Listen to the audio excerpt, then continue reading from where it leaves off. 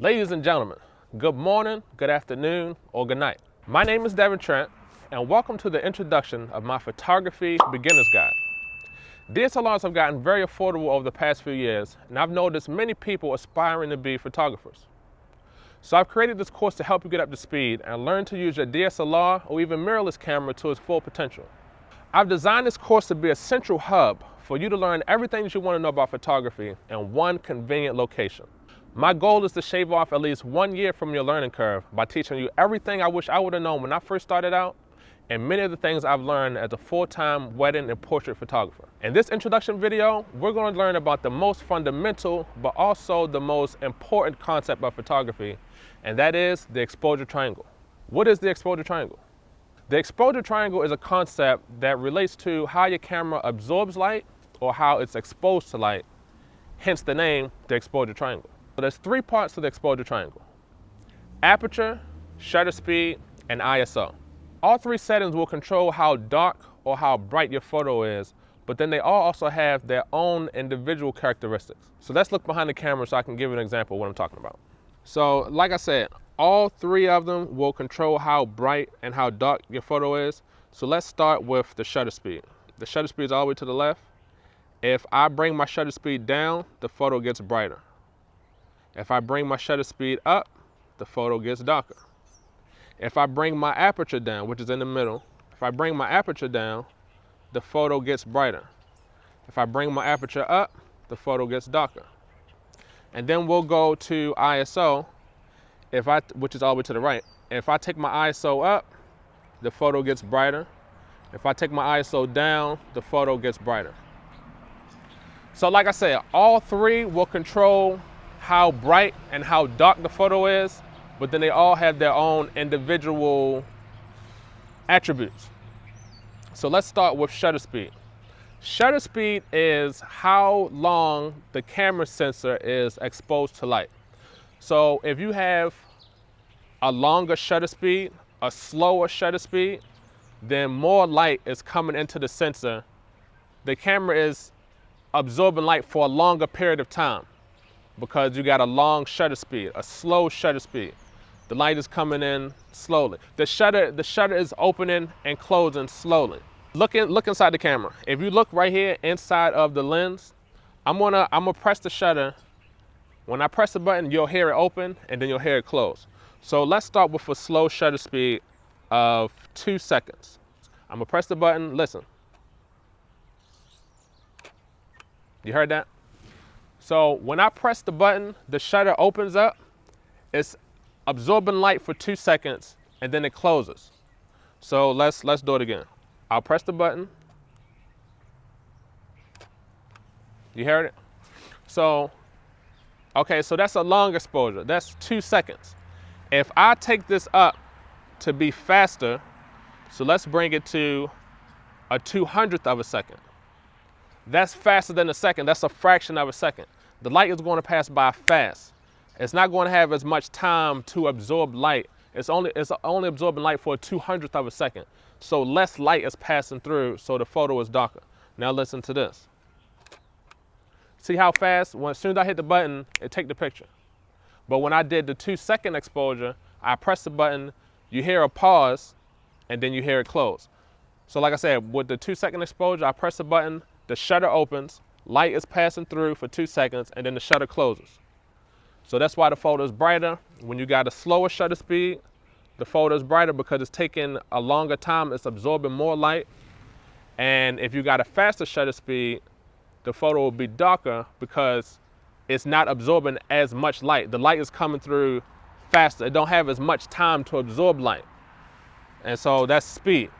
Another thing to keep in mind about shutter speed is that if you have a slow shutter speed and something is moving in the frame, it may have some motion blur.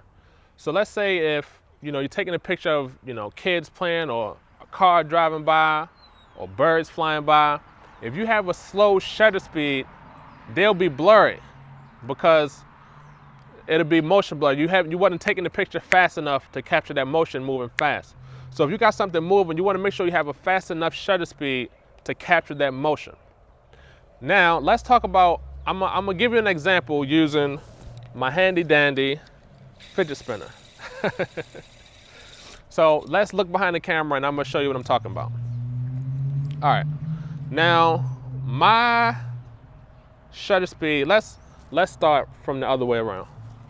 Let's say you have a slow shutter speed of about 1/10 of a second. Now I'm gonna balance this photo out by changing my aperture, closing it down, letting in less light. And that looks good to me. All right. So let's start with on the slow side. Let's say you got a slow shutter speed of 1/10 of a second. When I spin this fidget spinner and I take the picture, it's going to be blurry because it's moving so fast. And I'm gonna show you.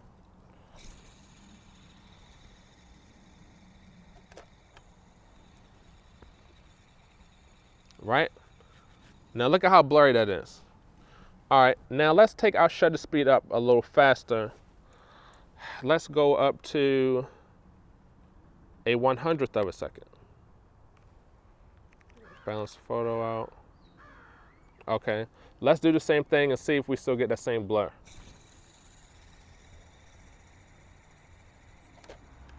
Okay, a little bit better. It's not as blurry as the last photo.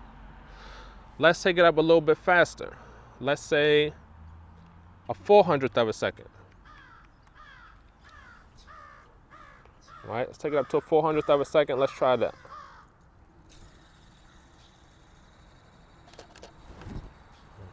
Now that's much better. And that's because we have a faster shutter speed. We're taking the picture much faster. We're opening the shutter, light is coming by for a fraction of a second, a 400th of a second. That's fast. So I can capture this motion blur. Now, if you're taking pictures handheld, I would say don't let your shutter speed go below 200th of a second as a beginner.